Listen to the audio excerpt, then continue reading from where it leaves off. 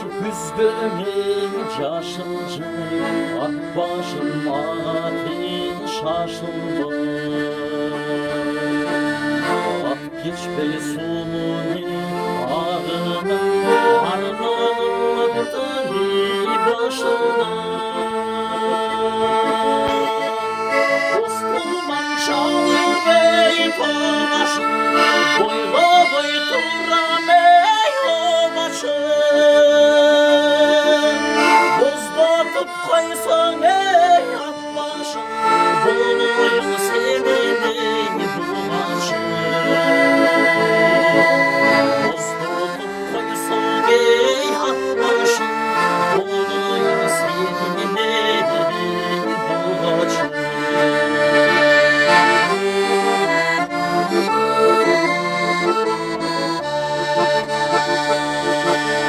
Ağızdan arzı ben geldim, ağdaştan payları indim.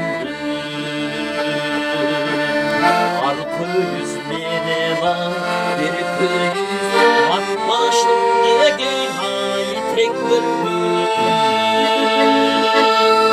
Bozlasandan tiray tüteyim, bulacağım gündüm ay tüteyim.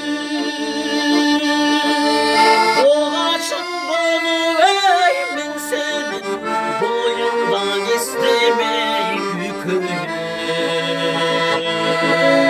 Uğraşın bunu ey ben seni, boyundan istemeyi yükünü.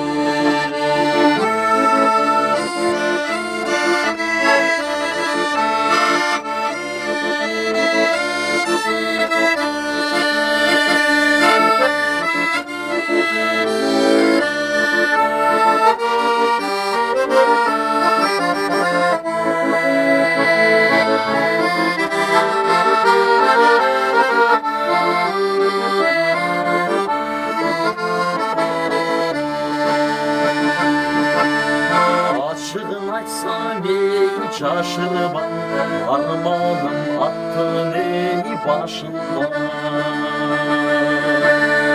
Aşığım benim görsün halkı yüz cakana çarşıma.